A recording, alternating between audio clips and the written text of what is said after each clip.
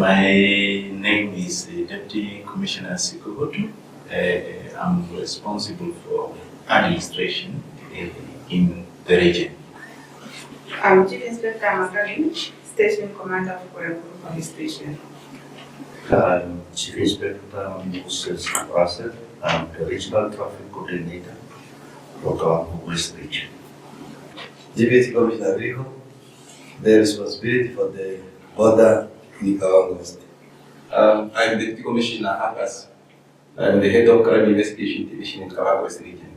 Just from the onset here, there's a wrong perception among our public members. When they see police officers, in most cases, if not always, they see enemies, an obstruction to their activities, especially when they want to violate law and order, which you are the custodian of making sure that it is maintained.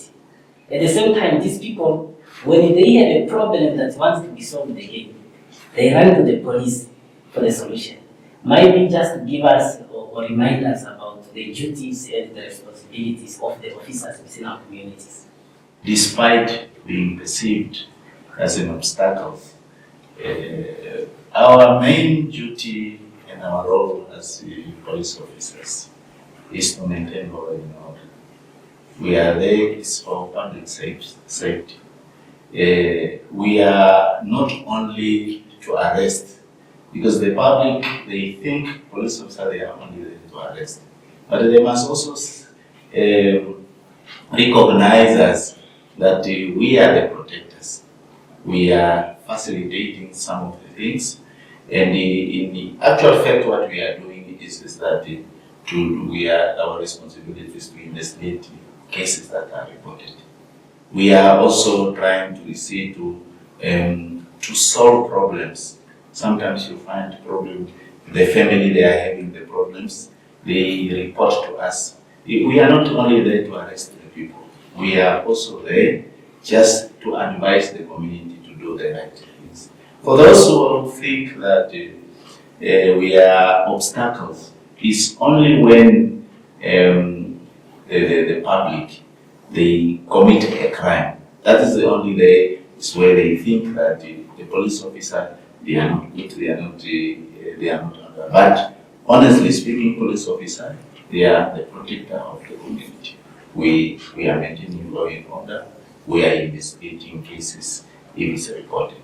In short, that's our role as police officer. So we are doing a comparison between January 2023 to August 2023, and this year, 2024, January to August. How is the statistic? Is it picking up in case of criminal activities? Are these reports still going up, or there is a decline? Yeah, thank you very much for the question. Yeah, crimes in the region is always fluctuating. It goes up and it goes down. It's not the reality at one level. But when we take the comparison of the statistics for the past 2 years, you can see that there's a decrease. There's a decrease in the crime reported. So from January to August 2023, there were about 977 cases that were reported in Kavango West region. Now, last year, there were about 839 cases that were reported. So you can see that it went down. So we are there to maintain law and order. We are there to protect the lives and property of the people. And we are there to make sure that we prevent crime from happening. So that's why you see that the crime goes down. We are on the ground all the time. We are engaging with the communities, try to engage them to see how they can protect their own properties and how they should report crimes that are occurring to the police. So in that way, we are able to bring the crime down, and we continue to bring it down.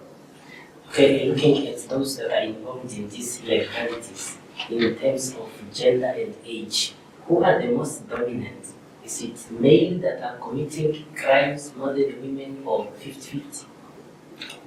So, it's obvious, male are more dominant, maybe because of their, the way they are, that they are male.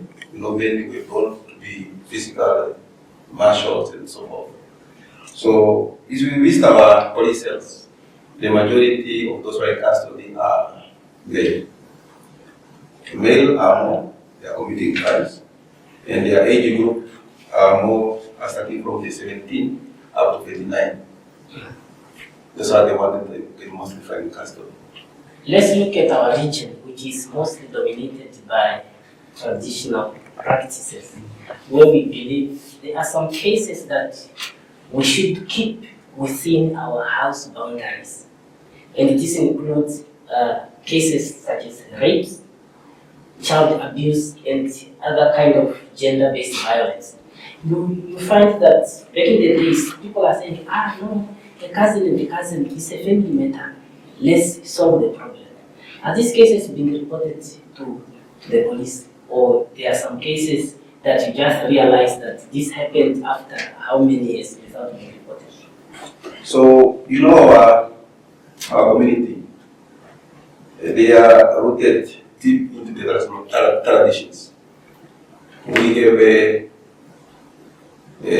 cases that are reported to the police, but we have others that goes unreported to the police because of our cultural beliefs. People believe that we should handle these cases at our level, or should go traditionally. Some believe that if you go to the traditional court, you may get compensation from them. But sometimes you find the cases that are more serious, particularly domestic violence cases that involving rapes. You find that the community wants to take them to the traditional authority. Traditional authority takes them and they handle them at that level. But we have cases that are involving minors.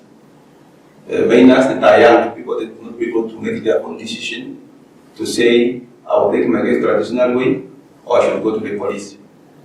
Let me give you an example of rape.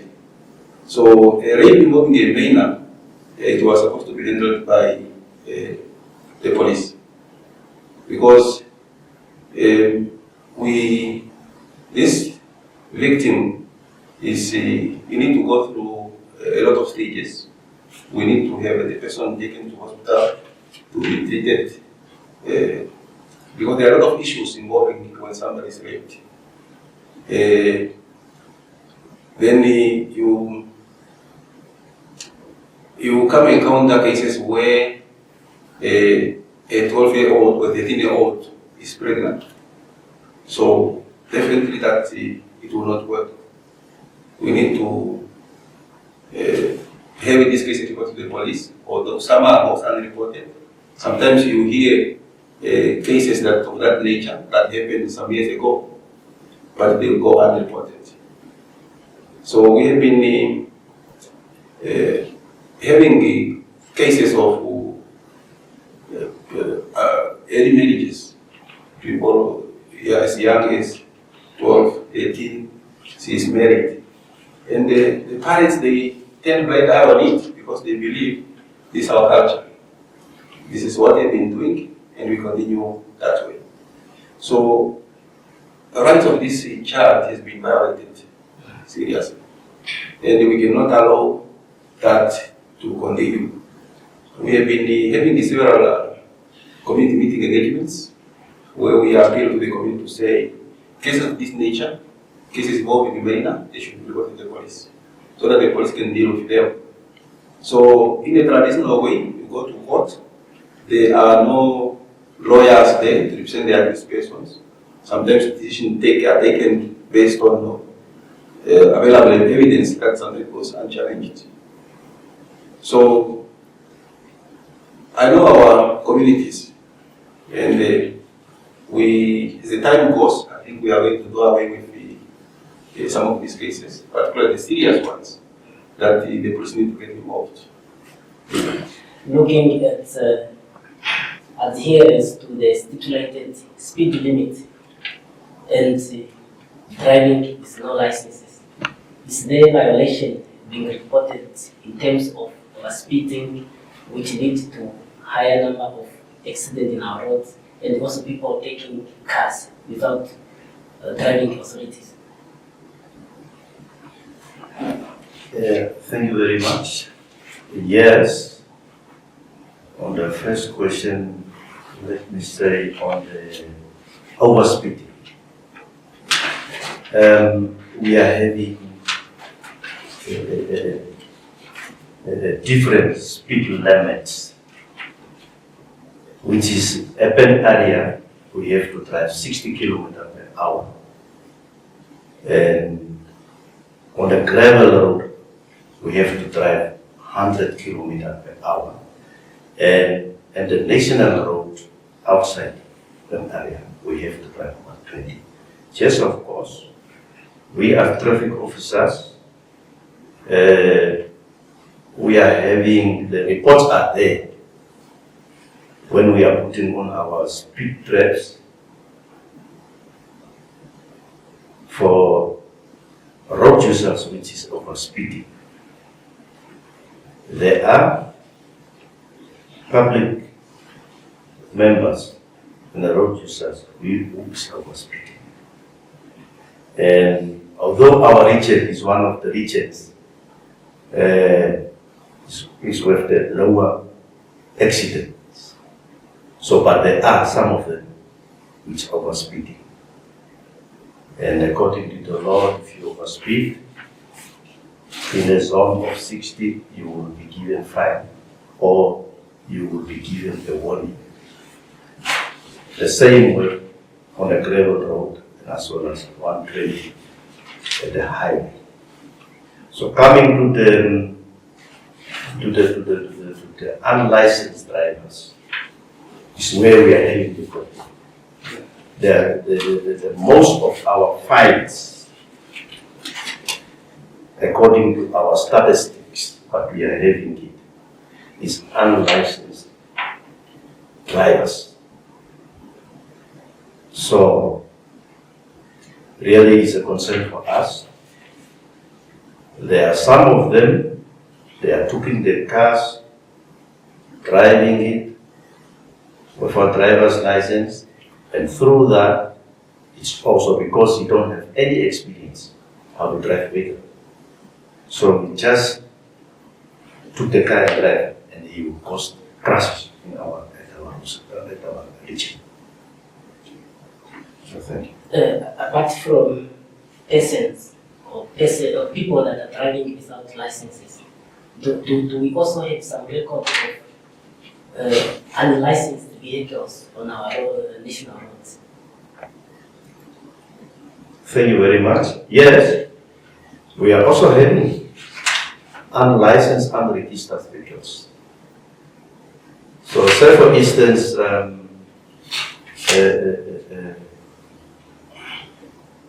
the community, they are selling each other vehicles, and that car, the owner of the vehicle, he fails to register or deregister his vehicle. So once that car is turning, the penalties are going high and this. So those people, they will try now. They just buy the car and they will just start driving on our public road. So each and every vehicle on our public road must be licensed and registered according to our acts and regulations of this country. So also that one, if the car is not licensed, it means and registered, it means the vehicle is not be taken to the testing center and be tested by the authorities who can testify and say this car is fit to be used on our public road. So through that one, it's also bringing our crashes on our national roads. Technology has taken over the world, and it comes with advantage and some disadvantages. And when we are talking about disadvantage, today we want to look at the cyber crime, where people are being reported using their money, being robbed on the internet. Do we also experience these cases in our region? Yeah, thank you very much for the question. Cybercrime in the Kavango West is not really at the higher stage, although there are few crimes that are being reported. And those crimes are mostly that involve individuals who are having their accounts, bank account either scammed or their cell phone hacked. And then this suspect or this criminal will be able to withdraw money from them. So in most cases, the criminals, they call the person. The criminal try to hack or to hack the cell phone of an individual, and they will tell the person that I have sent you an OTP by mistake. I was only not doing it. But please, please return that to me, that's it back to me. So that's one of the methods they are using. And once you return that OTP, that come on a message on your phone, that's where the problem begins. So your phone has been hacked. Any, particularly in the money in the form of your wallet, as it reports on your phone, it also reports on the phone of that particular suspect. So that person will be the first one to go and withdraw it from the bank. So, and then the other one, it's where we have also people who are called, some of them are told you won, but as a person I don't even take part in any competition at all. And then you'll be told that no, now we want to send you your money, give us your account details, give us your ID, give us all your bank details. And people are getting excited and they ended up giving all the information. They give all the information to the criminals will hack their accounts, and then just in a second, all the money is gone. All the money is gone. So we've been engaging in the community. We've been talking to them on several occasions. We have been warning them to stay away from answering people that they do not know. If anybody asks for your information, do not just provide the information. The person from the bank will not call you, because most of them they pretend to be like they are calling from the bank or they are calling from the MTC. There's no an official from the bank or from the MTC who will call you and they ask for your personal information like that. They are already having your information. They are already having it.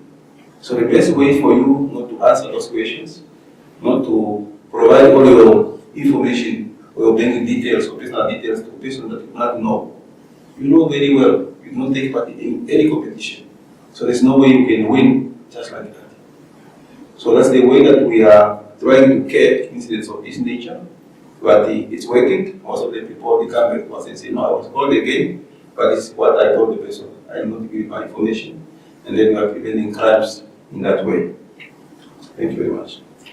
Let's talk about the illegal substances such as drugs among our community, which can distort the safety and the well-being, especially among the youth. What are some of the measures in place to combat these drug-related activities in the region? Alcohol, drugs, particularly dagga in Kavango West, is one of the abused substances in our region. And when you start abusing this, it causes a real harm. Some people, they are only there, they want to make use of alcohol, or they want to use drugs just to try to get out of problems.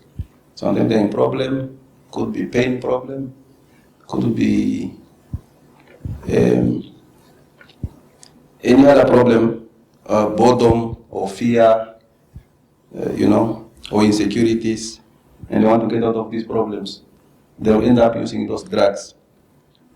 So then we have those stages that a person will start using these drugs or the alcohol, and then you'll get addicted. You go to the level that the person doesn't want to get out of that anymore.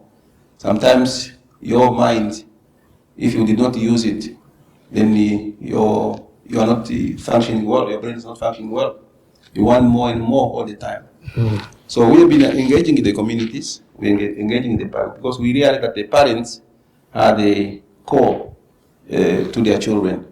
So they should identify whether their children are using drugs or not, and that will be the way forward that they be able to assist their children.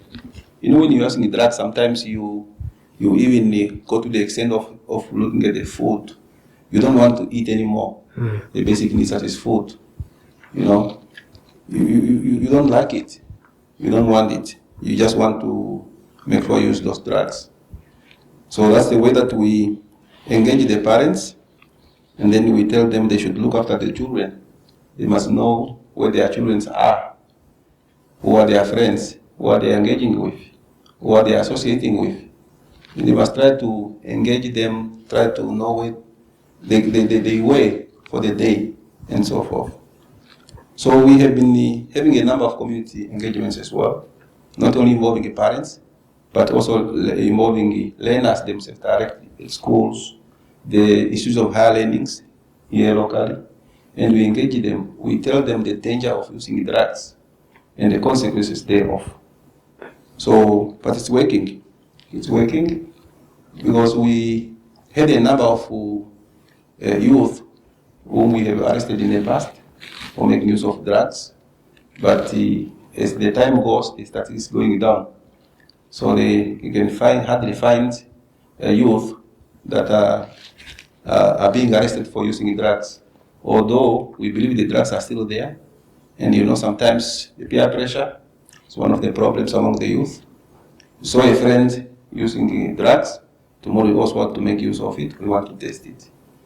But not knowing the consequences, that it can ruin your future if you are using drugs.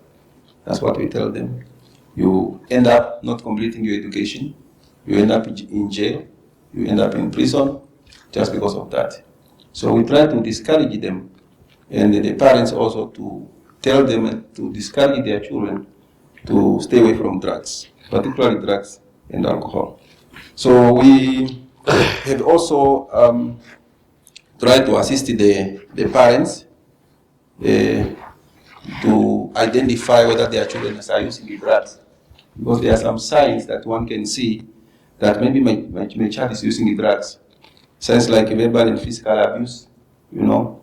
When the child is talking to you, you can see that the child has changed. You know, the relationship between the child and the parents also deteriorated. You know, the child's lying all the time. He wants money all the time, or he's having a lot of money. Sometimes you can see the eyes are red. Sometimes you can see that the body is changing in physical appearance. Either you become fat or you become slim. You know? Or you can find that he even changed in the eating pattern. The child is no longer eating the way he used to eat. He's changing friends.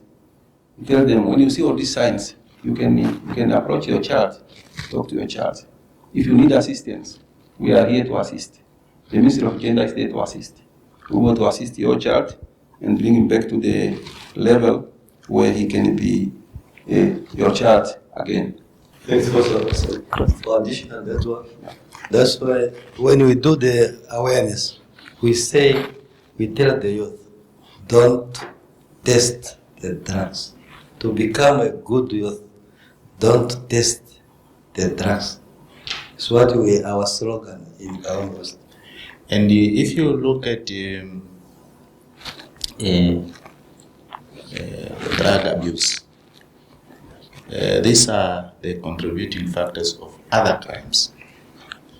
Because most of these young people who are using drugs, these are the people who are committing crime like theft, house breakings, and they are the ones who are involving in committing crimes such as rape cases.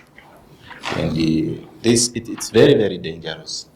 And even if you find, you look at, in our region it's not happening.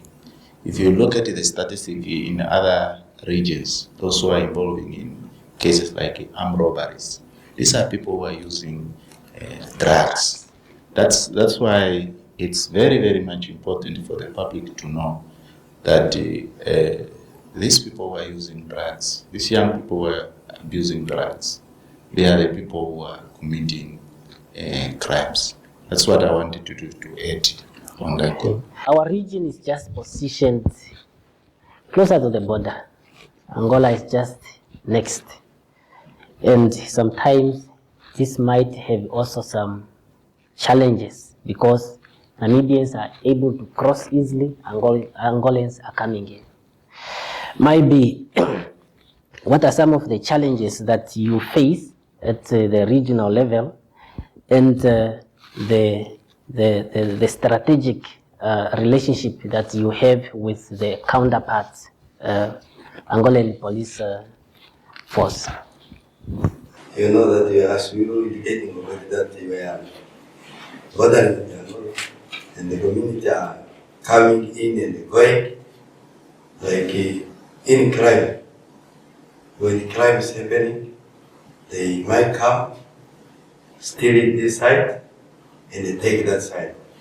Since now mostly some of the community are resident in the next to the border, they do vice versa. Some of them, they are from this side, they go and steal that side, and they come this side.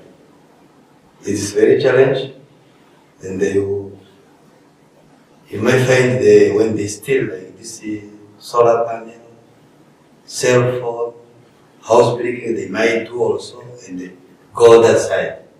Or they might do house breaking that side, and they brought it here.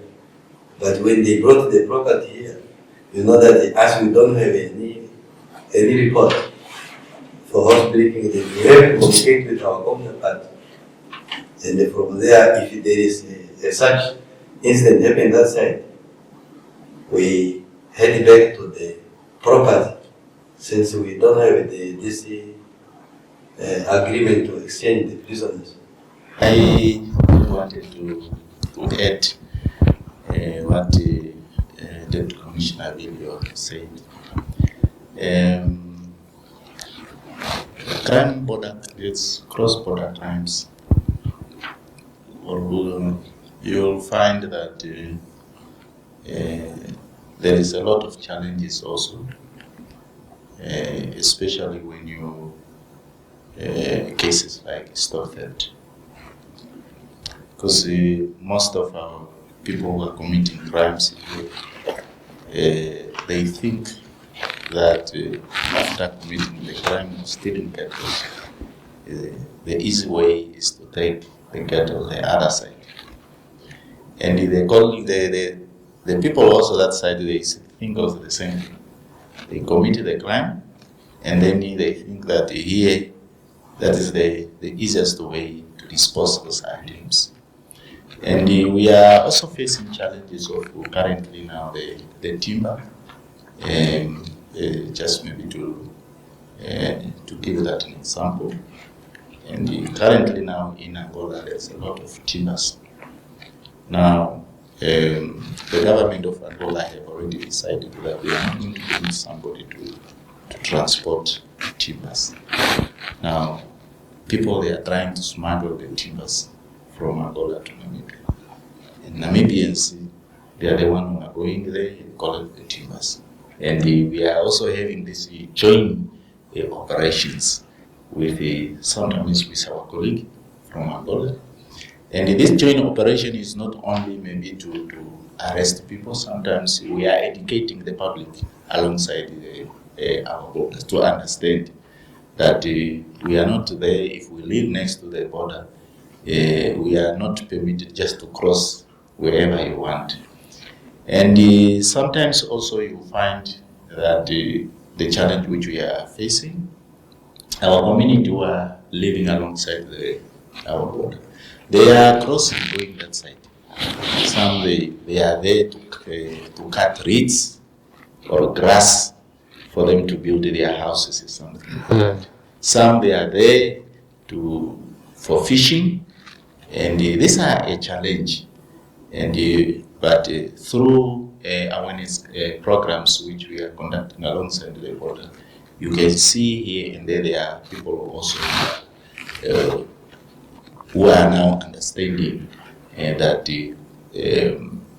for them just to cross left and right, it's not allowed. And you will find also, especially our traditional leaders, they are helping us a lot. And previously, if you maybe look at the time of COVID, if we just give an example for the time of COVID, you find that most of the canons, they were confiscated by the headmen. They tried also to assist. That it shows that our public, they understand and they are aware because of this awareness program that we are conducting alongside. Let's move to the question of bribery and corruption, which is, in most cases, especially the colleagues that are working at border posts and checkpoints. This is where, in most cases, these things of bribery is taking place. Where if I have a connection with you, before I arrive there, I already make sure I made an arrangement that I'm driving from where we're now. When I arrive there, you must be the first person to come to my car because you have this relationship. You know, the members of public having a close relationship with police officers, and then they are doing these illegal activities. Is this also a challenge in our region? Let me say maybe Kavango West is one of the luckiest regions. It's hard to find those type of crimes happening at the border. But here and there, wherever there is people, you will find other officers. They might make those mistakes involving in those cases like corruptions. But in the region, we are also having a unit specialized dealing with those who find themselves committing those type of crimes. We are having a unit trained to investigate cases against police officers. But you also find that sometimes it's not only at the border. Sometimes you find there is allegations, and you know the community, they can talk. You find some allegations, not only those who are working at the border. You can also find any police officers. They can even say that, okay, I reported my case, or the investigating officers who was handling my what he was doing, or maybe he was asking me something. Traffic who were in the roads, maybe they asked me something. The most important things is that when you launch investigation, you will find that it's only few members who will maybe become prosecuted at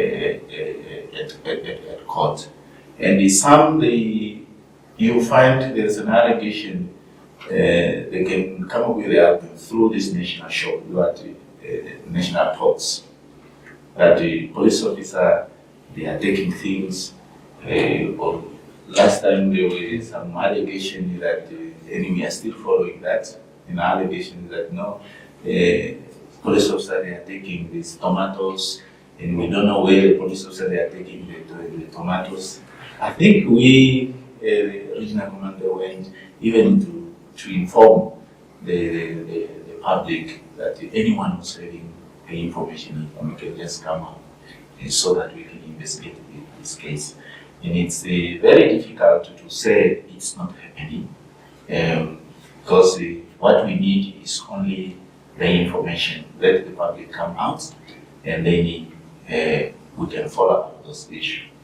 And we are also always encouraging our officers not to involve in those type of things, because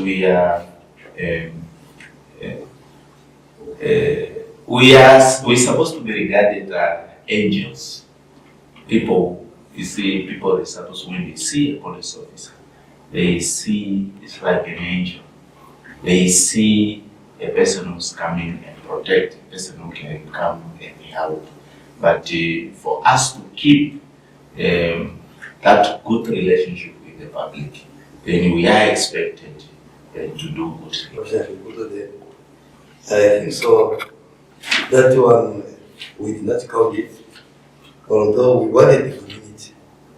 If there's something happening, please they can come out. Like previous there was some audios information just circulated. Then when you look at that issue, just like a sake of circulated, it's not a sake of solving the problem. It's not happening because somebody will tell you from Kasipi until to Kapipi, and they don't know where now really. It is Bunya, it is Manjela, it is Muremulu, or is Kapipi. Now we have to go now to Kasipi-Kavango East until to Kapipi, not just asking. But we not find anything. I think what we are appealing from the community, please just come out. Our phone we give it to them. We don't know what is happening there, although we are there. They must come out and tell us so that we know. We can reach our region, our country professionally. I think so. I want to conclude that I want to do justice. Yeah. So I want you to tackle this final one. Maybe probably during our discussion here, we might have skipped something that you feel your questions as an interviewer you were supposed to include. This one, it is also necessary for our community to know. Thank you very much. I only want to add on the border issue. The problem we are facing, some of the people, like members of the public, Namibian, they are having relatives that side. And Angolian, they are having a relative this side. And some of the Namibian, they are Mahangu field, they are in Angola. They are going to harvest them. That's why now it's very difficult now to control them. Although we are trying to control, but you find the person who is crossing the border is a Namibian. He or she will tell you that, no, I just went there to get my Mahangu bags. My Mahangu field is that side. And some they are having dual citizen. They might be born here and they grown up that side. Because the mother is from Angola, but the father is from Namibia. Now that person is always moving up and down. But we are trying our best to protect our border and educate them, because most of the time, BIP members, they are there alongside the borders just to educate those that are trying now to skip the gazetted point. Just because our border just a river, and the river now the water is not shallow, then everyone can cross wherever you want to cross or she want to cross. Just to educate them that please try to pass at the gazetted point. Otherwise, if you find you crossing at gazetted point, it means maybe you're hiding something illegal, bringing in Namibia or taking things illegally to Angola. We are always trying to educate our member of the public just to adhere to the law of the country, that we are here to protect them, not only to arrest, but also to protect them and to educate them. But honestly speaking, drugs is killing our people. The castle is just full of those young ones. It's killing our people. We are saying that the youth is the future generation, but to look at this now, and our people are going, these young ones, maybe when our generation gone, after our generation, there is no generation anymore, because you need to do something. Parents, not only police side, but parents also need also to take part to educate our kids, although it's very difficult. These .coms for nowadays is very difficult. We cannot point our finger to the parents. as police officers also, we're also having kids in our houses. But it's very difficult now also now to put them in on a track away. Because nowadays in .coms, wherever we are going, they are just a problem. Even those .coms who are working with us, they are just the same as those as civilian kids. But we are trying our best, and the parents, we should always also try our best to educate our kids just to stay away from drugs, so that at least at the end of the day we are having a good generation. Thank you. Okay, before we close up, what will happen if I happen to be found with two citizenships?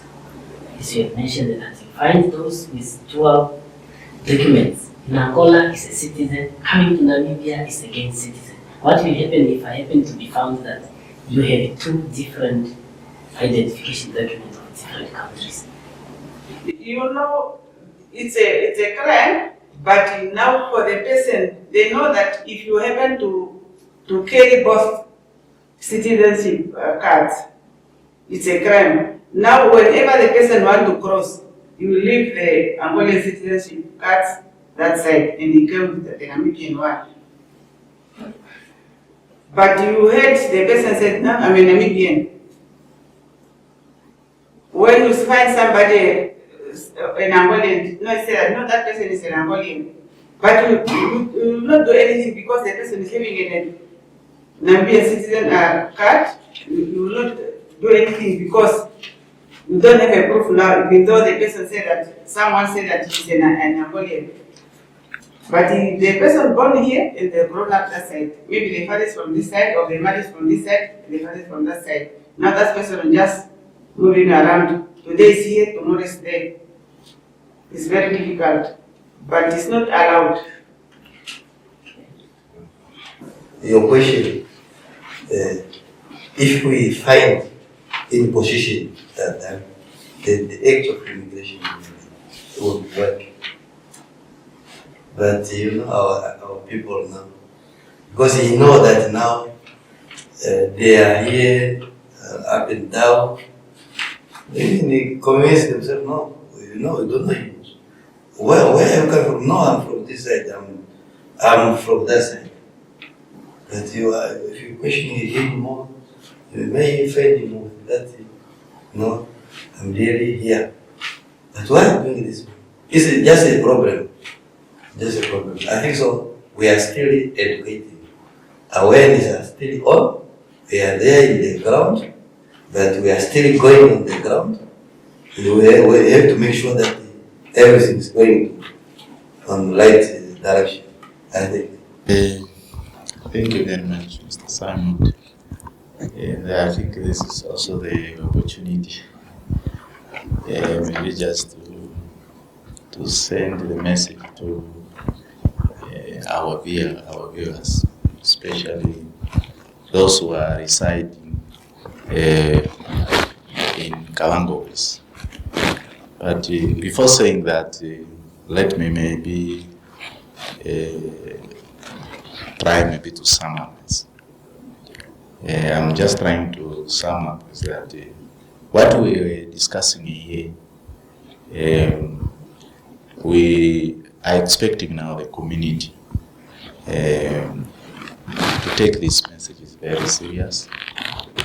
We discussed here the issue related to various crimes, some of the crimes that are not reported, specifically the issue which we discussed related to gender-based violence, rape cases. We discussed about the issues related to drug abuse, and we are expecting now our community to take this message and also trying to assist us, to support us, to educate, to talk to our children, especially the male children that are in our houses, and let's talk to our children. And police alone cannot solve the problem of crimes. Police alone, they cannot stop the crimes. And we cannot be everywhere. Whether we talk about the border, we are expecting the community that are living alongside the border to report any crimes, any illegal activity that are happening along the border. We are expecting our community to report. And we are also expecting our traditional leaders. And the traditional leaders, those are the people who are always very close to the community. And let them talk to our community also, the way they are always doing it. And I'm also taking this opportunity also to appreciate what the community were doing, assisting, supporting us. And if you look at most of the crimes, the serious cases that were reported during the past years, the community, they are the one who came out and to give a tip to the police. All those success is because of them. Therefore, they have to continue participating in these awareness programs. And I don't want also to leave our church leaders, spiritual leaders. And for them, that is the opportunity when people come to their churches. They must also find times to speak to the community. They must also find times to educate, especially the young ones. At the early age, they have to speak to the young ones for them to understand that crime alone, it cannot take us anywhere. That's is very, very much important. And our political leaders, they must also play their roles when they are doing their campaigning. And that is the right time for them also to speak to the community, to assist us. Because you find police, we are only there, sometimes we receive reports, we conduct those investigations, and we are always the third party. But if the community will come out and give us the information, especially in this region of us, and then definitely we can reduce these crimes. And we are very, very much happy, because if you look at the statistic of comparing with other regions, we are the lowest. And that's we have to keep that standard so that we can also give example to other regions also to reduce the crime. And I'm not maybe trying to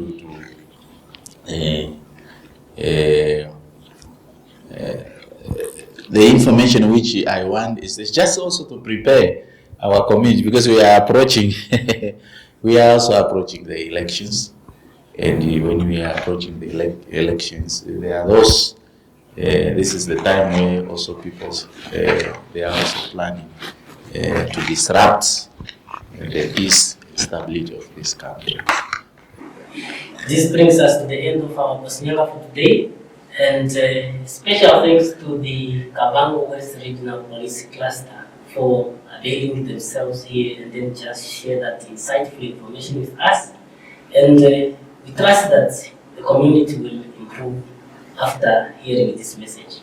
From my side, Victory Simon, and the rest of the MICT-Kavango West region, I wish you a fruitful day and a wonderful weekend. Thank you.